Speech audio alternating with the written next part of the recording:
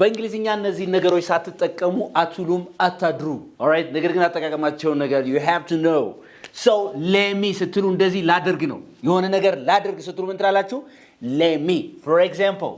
ልሂድ ስትሉ let me go right let me go okay ልብላ ስትሉ let me eat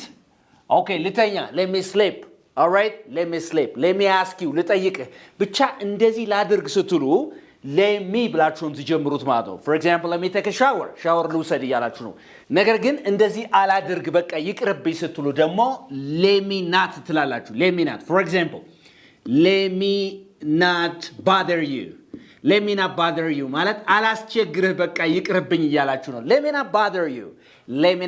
bother you አይ አልጠይቅህ በቃ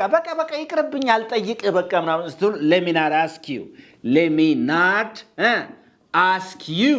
በቃ አልጠይቅ ይቅርብኝ ስለዚህ የዚህ ኔጌቲቭ ምንድነው let me not ብላችሁ ያንን ማድረግ የማትፈልጉትን ነገር የተዋችሁትን ነገር ይቅርብኝ የምትሉትን ነገር ታረጋላችሁ ይሄኛው ደግሞ ሌት ስትሉ ዳሽ እናድርግ ነው በጋራ እናንተና የሆነ ሰው ወይም ሌላ ሰዎቹ ነው በጋራ እንደዚህ እናድርግ ስትሉ ሌትስ ትላላችሁ ሌትስ for example let's go ስትሉ እንሂድ እያላችሁ ነው alright let's eat እንብላ let's drink እንጠጣ let's take a shower እንውሰድ let's talk about it እንወያይበት ምናምን ስትሉ ማለት ነው ስለዚህ let's ስትሉ እንደዚህ እናድርግ ነው የዚህ ኔጌቲቭ ደግሞ ማን ነው ማለት ነው let's not እንደዚህ አናድርግ ይቅርብን ስትሉ ነው ማለት ነው for example አናውራ ይቅርብን let's not talk about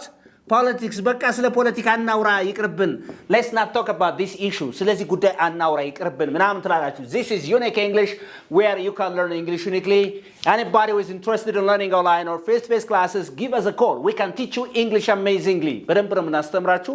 መገኛችን CMC ሚካኤል ሉልታስ ቢልዲንግ 5ኛና 8ኛ ሲሆን you know በአካል መጣችሁ ማለት ነው በኦንላይን ደግሞ የትም ቦታ ሆናችሁ መማር ትችላላችሁ መልእክታችን ነው thank you for watching again bye